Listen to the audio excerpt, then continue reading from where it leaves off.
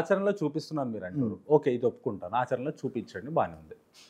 Government ఇచ్చే స్పోర్ట్స్కి ఇచ్చే కొన్ని ఎక్విప్మెంట్స్ ఉంటాయి. ప్రతి స్పోర్ట్స్కి వాళ్ళకి ఎక్విప్మెంట్ గవర్నమెంట్స్ ప్రొవైడ్ చేయాలి. దేంతోటి వారం రోజులు ఆడుకోలేరు. ఇన్ కేస్ నేనే ఒక వాలీబాల్ ప్లేయర్ని, అదే వాలీబాల్ నెట్ ఇస్తారు, కరెక్ట్ దాన్ని వారం రోజులు ఆడలేరు. వాలీబాల్ ఇస్తారు, వాలీబాల్ ఆడడానికి రాదు. ఒక్కరోజు ఆడితే 3వ రోజు 34 రౌండ్లు తిరుగుతుంది. అందుకే మీలాంటి బాగా అనుభవం ఉన్నటువంటి వాళ్ళు, క్రీడల్లో అనుభవం ఉన్నవాళ్ళు, నేను ఏమంటుందంటే మన స్పోర్ట్స్ చైర్మన్ ఉండు శివసేన రెడ్డి ఒకడు మా సమకాలికుడు, మనం మీరే మనం రాండి దగ్గరికి వెళ్తే ఏమంటాడంటే నాకు స్పోర్ట్స్ అథారిటీ ఇటు వేరు, ఇటు జిహెచ్ఎం సపరేటు, అది సపరేటు, గ్రామ సపరేటు, రకరకాల. ఇప్పుడు ముఖ్యమంత్రి గారు ఇంట్రెస్ట్ ఉంది ఇప్పుడు దీని మీద. ఇప్పుడు ముఖ్యమంత్రి గారికి మన సలహాలు దీన్ని చేరవేయాలి. మీరు ఒక వింతపత్ర రూపాయలు ఇవ్వండి, ఈ విధంగా చేస్తే ఈ సమస్య ఉన్నది కాబట్టి క్రీడాకారులకు సమస్య, పరికరాల సమస్య ఉంది, ఆట వస్తువులు సమస్య ఉన్నది అన్న సమస్య ఉంది అని ఉత్తరాలు రాస్తేనే సమస్యని సాల్వ్ కావట్లేదు. ఇచ్చే సలహాలు అసలు మీరు చెప్పకముందే, మీలాంటి వాళ్ళు సలహాలు ఇవ్వకముందే ముఖ్యమంత్రి గారు క్రీడలు అభివృద్ధి చెందాలి అని చెప్పి ఆయన నిధులు కేటాయించి ఒక క్రీడా విశ్వవిద్యాలయం కాదు అన్ని మైదానాలు దీని పరిధిలో తీసుకొచ్చినట్టు అర్థమైంది. అన్ని ఆట వస్తువులు సక్రమంగా కోచులు శిక్షణ ఇచ్చే వాళ్ళందరూ కూడా ఉండాలి, వాళ్ళకి జీతాలు ఇవ్వాలనే క్రీడా స్ఫూర్తి ఉంది కాబట్టి ఆ విధంగా చేశారు. మీరు ఏమి బాధపడాల్సిన అవసరం లేదు. మంచిగా తెలంగాణ ద్వారా దేశానికి పేరు తీసుకొద్దాం క్రీడల్లో. ఆ దేశ పథకాలు తీసుకొచ్చే విధంగా మన క్రీడాకారులను తయారు చేసే విధంగా ముఖ్యమంత్రి గారి చర్యలు ఉన్నాయి కాబట్టి ఇంకా మీరు ఏమైనా సలహాలు ఉంటే తప్పకుండా ఇవ్వచ్చు వారికి. బీఆర్ఎస్ పార్టీ నుంచి అందులో గెలిచిన ఎమ్మెల్యేను మీ దాంట్లో కాంగ్రెస్ పార్టీలోకి తీసుకున్నారు, ఇదంతా జరుగుతుంది ఇష్యూ. ఇప్పుడు ఎన్ని నియోజకవర్గాల్లో రీపోలింగ్ జరిగే అవకాశం? ఇప్పుడు రీపోలింగ్ జరిగేది నేను చెప్పాలి కాదు, ఇప్పుడు స్పీకర్ దగ్గర అంశం ఉంది, కోర్టు చెప్పింది. కోర్టు కూడా స్వతహాగా నిర్ణయం తీసుకోలేదు. ఇది భారత రాజ్యాంగంలో 10th షెడ్యూల్లో ఉంది. ఈ ఫిరాయింపుల చట్టం అంశాన్ని పకడ్బందీగా పెట్టారు, అది కూడా కాంగ్రెస్ ప్రభుత్వం తీసుకొచ్చింది. కాబట్టి స్పీకర్కు చెప్పగలదు కానీ నువ్వు ఇది చేయని గట్టిగా చెప్పలేదు కోర్టు కూడా. కాబట్టి చూద్దాం, 4 వారాలు అయింది, 4 వారాలు అన్నది, 4 వారాల తర్వాత స్పీకర్ చెప్పింది అంతేమో. అక్కడ స్పీకర్ ఏది చెప్తే అది, ఎందుకంటే ఆయన కొన్ని విచక్షణాధికారాలు ఉన్నాయి స్పీకర్కి, రాజ్యాంగంలో 10th షెడ్యూల్ కల్పించినాయి. కాబట్టి వాళ్ళు ఆ 10 మంది ఎమ్మెల్యేలు కాంగ్రెస్ పార్టీ సభ్యుల లేదంటే బీఆర్ఎస్ పార్టీ సభ్యుల వాళ్ళు ఎవరనేది తేల్చాలంటే స్పీకర్ గారు తెలుస్తారు. అప్పటిదాకా మనం కూడా మాట్లాడకూడదు దాని మీద. ఒకవేళ ఎన్నిక వచ్చినా కాంగ్రెస్ పార్టీకి ఇబ్బంది లేదు, ఎందుకంటే మొన్న కంటోన్మెంట్లో ఉప ఎన్నిక జరిగింది. ఏమైంది, లాస్య అనిత గారు చనిపోతే ఆ సానుభూతి కూడా ప్రజల్లో కనపడలేదు, బీఆర్ఎస్ పార్టీ మీద కనపడలేదు. అభివృద్ధి రేవంత్ రెడ్డి అభివృద్ధి చేస్తాడు, రేవంత్ రెడ్డి ద్వారా మా నియోజకవర్గం కూడా అభివృద్ధి కావాలి అని చెప్పి ప్రజలందరూ కూడా అధికారంలో ఉన్న పార్టీ అభ్యర్థికి ఓటేశారు, అక్కడ శ్రీగణేష్ని గెలిపించారు. రేపు 10 నియోజకవర్గాల్లో ఎన్నిక వచ్చినా కాంగ్రెస్కి నష్టం లేదు. రైతులకు రుణమాఫీ, నిరుద్యోగులు జాబ్ క్యాలెండరు, రేపు రైతు భరోసా, అదేవిధంగా ప్రభుత్వ ఉద్యోగులకు జీతాలు ఇస్తున్నాం. అవుట్ సోర్సింగ్ ఉద్యోగులు కూడా కేసీఆర్ గారు ఏమన్నప్పుడు సరేనా ఇదిలా ఉంటే అవుట్ సోర్సింగ్ ఉద్యోగులను కూడా 2 లక్షల మంది ఉద్యోగులు ఉంటే వాళ్ళ ప్రభుత్వ కింద తీసుకొస్తాను, వాళ్ళకు కార్పొరేషన్ ఏర్పాటు చేసి వాళ్ళకు ఉద్యోగ భద్రత తీసుకొస్తాను. అవుట్ సోర్సింగ్ ఏజెన్సీలు దోపిడీని రద్దు చేసే విధంగా ఆ దోపిడీలను కూడా ఎత్తేసే ప్రక్రియ ప్రారంభించబోతాను. తెలంగాణలో దొంగ ఓట్ కౌంటింగ్ చాలా ఎక్కువ ఉంది, ఇది మీరు కూడా ఒప్పుకోవాల్సి. చెప్పండి, నిజం సత్యం. అంటే ఎక్కడ ఓటు జరుగుతుంది దొంగ ఓటింగ్? పట్టణాల్లో, గ్రామాల్లో జరగదు. గ్రామాల్లో ఓటింగ్ పర్సెంట్ తక్కువ ఉంది కదా. ఇక్కడ గ్రామాల్లో పక్క ఊరాడు వేరే వాడు వచ్చినా సరే వెంటనే గుర్తుపడతారు. ఆ 100 మంది అయినా 1000 మంది వాళ్ళు గుర్తుపడతారు. కాబట్టి పట్టణాల్లో, టౌన్లలో దొంగ ఓటింగ్ శాతము చాలా ఎక్కువ, హైదరాబాద్లో ఇంకా మరీ ఎక్కువ. అవును, దీన్ని ఎందుకు అరికట్టలేకపోతుంది? అది ఎన్నికల సంఘం వాళ్ళు దృష్టి పెట్టాలి. గతంలో 18 ఎలక్షన్లప్పుడు కూడా పెద్ద చీటింగ్ జరిగింది, కానీ ప్రభుత్వం సపోర్ట్ చేయకపోతే ఎన్నికల ప్రభుత్వం సపోర్ట్. ఇప్పుడు మేము గతంలో బీఆర్ఎస్ ఆ ప్రభుత్వం గెలవడానికి కూడా 22 లక్షల ఓట్లు మాయమైంది.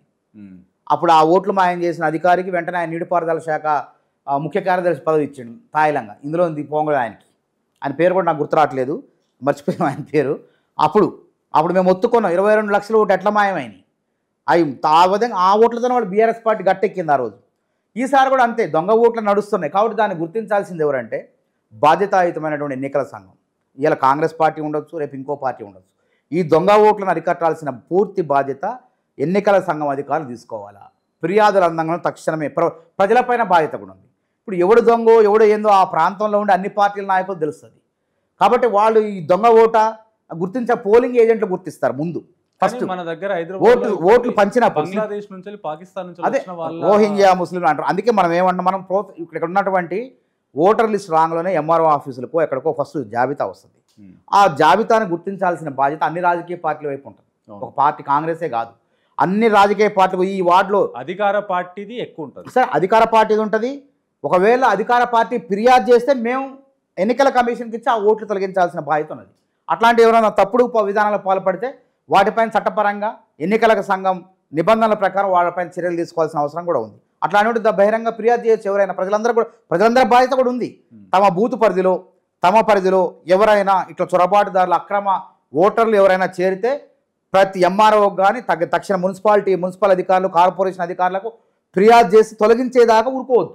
అది ప్రజలపైన కూడా ఉన్నది. ప్రభుత్వం ఒకటే కాదు, ప్రజలపైన ఉన్నది, నాయకులపైన ఉన్నది, అందరిపైన, ప్రజా సంఘాలపైన కూడా ఉన్నది. ఈ బాధ్యతని వాళ్ళకి గుర్తు చేస్తాను. ఇప్పుడు రీసెంట్గా కొండా సురేఖ గారి పరిస్థితి ఏమైందండి, ఆ మంచి సమర్థవంతమైనటువంటి మహిళా మంత్రి, చాలా కష్టపడి పైకి వచ్చినటువంటి వ్యక్తి, ఆడ బీఆర్ఎస్ పార్టీ నాయకుడిని చిత్తుగా ఓడించి గెలిచినటువంటి మంత్రి, మంచి అనర్గళంగా మాట్లాడతారు కొండా సురేఖ గారు. వారికి ఏం తక్కువైంది? కానీ ఒక సినిమా ఆర్టిస్ట్ పైన వ్యాఖ్యలు చేయడం ఎంతవరకు కరెక్ట్? ఇది సినిమా ఆర్టిస్ట్ పైన వ్యాఖ్యలు చేయటం అంటే ఒక మహిళా మంత్రి పైన కూడా వ్యంగ్యంగా కించపరిచే విధంగా ఒక అన్నా చెల్లెల బంధాన్ని, అంటే ఆ మహిళకు మంత్రి అయినా నేను ఒక విషయం ఫస్ట్ ఏం చేశారు, దీనికి తెలియదు. ఆమె వ్యాఖ్యలు చేసే ముందు ఒక రోజు ముందు కొండా సురేఖ గారు, రఘునందన్ రావు గారు అన్నా చెల్లెల బంధం, ఆమె మెదక్ జిల్లా ఇన్ఛార్జిగా ఉన్నారు, ఈయన ఎంపీగా ఉన్నాడు. ఒక ప్రోగ్రాంలో ఒక పద్మశాలి బిడ్డ ఒక మంత్రిగా వస్తే ఒక నూలుపోగు, అంటే పద్మశాలీలకు సాంప్రదాయబద్ధంగా ఒక నూలుపోగు వస్తారు, నూలుపోగు సంబంధించిన దండను బహుకారం ఇవ్వబోయాడు. ఆ దండ వేస్తుంటే ఆ దండను కూడా సోషల్ మీడియాలో, బీఆర్ఎస్ సోషల్ మీడియాలో వీళ్ళ కళ్యాణ లక్ష్మి పథకం వస్తుందా, షాదీ ముబారక్ ఇస్తారా అని చెప్పి అన్నా చెల్లెళ్ళ బంధాన్ని కూడా వాళ్ళు ఆ విధంగా కించపరిచినప్పుడు ఒక మహిళగా ఎన్ని సమస్యలు ఇంట్లో ఏ విధంగా నేను చెప్తా వినండి. ఆ మంత్రే కానీ ఒక మహిళ, గుర్తుపెట్టుకోండి. ఆ విధంగా సోషల్ మీడియాలో రాష్ట్రం మొత్తం ట్రోల్ అయినప్పుడు తన ఇంట్లో పరిస్థితులు ఎట్లుంటాయి, తన బంధువులు ఎట్లుంటారు, ఏ విధంగా అనుకుంటారు? ఒక మానసికంగా మహిళ కుంగిపోదా? ఆ అవమానాన్ని ఏడ్చిందా? గాంధీ భవన్లో ప్రెస్ మీట్ పెట్టి ఒక మహిళా మంత్రి కన్నీళ్ళు పెట్టుకోవటం మనం ఎక్కడైనా చూసినవా? గాంధీ భవన్లో ఏడ్చిందరే, బుద్ధుందరా అన్నా చెల్లెల బంధాన్ని ఆ విధంగా కించపరుస్తారని చెప్పి ఏం చేయాలో అర్థం కాక మంత్రులైన నాకే తప్పలేదు ఈ బాధ అని చెప్పి ఏడ్చినప్పుడు ఎడిపోయారు వీళ్ళంతా చెప్పండి. ఒకవేళ సరే వారి గురించి మాట్లాడారు, వారు వ్యాఖ్యలు వెనక్కి తీసుకున్నారు. ఆవేశంలో ఒక మహిళ కాబట్టి ఆవేదనలో కన్నీటితో కేటీఆర్ లాంటి దుర్మార్గుడు ఆ విధంగా ప్రవర్తించడం ఫోన్ ట్యాపింగ్ ద్వారా అని చెప్పి రాజకీయాల్లో ఉన్నప్పుడు రాజకీయాలు వాదన వివాదం ఇప్పుడు కామన్. సరే, అందుకే వాళ్ళని తీసుకొచ్చినందుకు, వారి ప్రస్తావన తీసుకొచ్చినందుకు, నాగ చైతన్య, సమంత, నాగార్జున ప్రస్తావన తీసుకొచ్చినందుకు వారు వెంటనే వారి వ్యాఖ్యలను ఉపసంహరించుకున్నారు. వివాదం సద్దుమణిగింది. ఇంకెందుకు కందకలేందో కత్తికెందుకు? ఒకవేళ వాళ్ళు నచ్చలేదు నాగ చైతన్య గారికి, లేదంటే నాగార్జున నచ్చలేదు, కోర్టులో వేసుకున్నారు, కోర్టు చూసుకుంటుంది. అది మధ్యలో మనకెందుకు అంటున్నా? ఒక మహిళా మంత్రిని ఇబ్బంది పెట్టడం ఎందుకంటున్నా? అయిపోయింది, వివాదం సమస్య పోయింది. ఇక ప్రతి ఒక్కరు దాన్ని పట్టుకొని అసలు కేటీఆర్ చేసిన తప్పుని దానికి క్షమాపణ చెప్పడు. ఆమె వ్యాఖ్యలు ఉపసంహరించుకున్నది, వెనక్కి తగ్గిన తర్వాత మహిళను పట్టుకొని మంత్రి పదవి పోద్దు, మంత్రి పదవి దానికి బీకేస్తారా? మంత్రి పదవి ఎందుకు పోదో తెలియదు. ఆ మాత్రం సోయి లేదా? చెప్పండి. ఎవరు చెప్పారు ఎవరు గాంధీ గారు వారిని తిట్టినట్టు, ప్రియాంక గాంధీ గారు మందలించినట్టు ఎవరు చెప్పారు? సోషల్ మీడియా ఎవరు చెప్పారు? గాంధీ మోహన్ ఎవరు చెప్పారు? నోటీసులు చూపించమనండి, నోటీసులు చెప్పమనండి. ఎటువంటి నోటీసులు రాలేదు. కాబట్టి ఈ విధంగా కూడా మహిళ పైన ట్రోల్ చేయటం, ఒక మహిళ, బీసీ మహిళ, మళ్ళీ అందులో అణగారిన వర్గాలకు చెందిన మహిళ మంత్రిగా ఉంటే చూసి ఓర్చుకోలేకపోవటం, ఈ విధంగా చేయటం భావ్యమో చెప్పండి. అయిపోయిన తర్వాత నేను ఉపసంహరించుకున్నా నా వ్యాఖ్యల్ని, కానీ కేటీఆర్ విషయంలో కఠినంగా ఉన్నా, నాకు క్షమాపణ చెప్పాలి. ఆయన సోషల్ మీడియాలో మా ఫోటోలు పెట్టి నన్ను అవమానపరిచారు. ఇంకో మహిళ అయితే ఆత్మహత్య చేసుకునే పరిస్థితి ఏంది? ఒక సాధారణ మంత్రి కాబట్టి, ఒక నాయకురాలు కాబట్టి ధైర్యంగా ఎదుర్కోగలిగింది, ఒక బాధను వ్యక్తం చేసింది. ఇంకో సామాన్య మహిళ అయితే ఆత్మహత్య చేసుకుంటే మరి కేటీఆర్ పైన, మరి ఆ సోషల్ మీడియా పైన నమోదు చేద్దామా, హత్య కేసు నమోదు చేద్దామా? దానికి సిగ్గుపడి క్షమాపణ చెప్పకుండా ఆమె మంత్రి పదవి బీకేస్తారట, రాహుల్ గాంధీ గారు తిట్టారట, ప్రియాంక గాంధీ మందలించారట అని చెప్పి ఇష్టం వచ్చినట్టు మాట్లాడేసి ఆమెను ఇంకా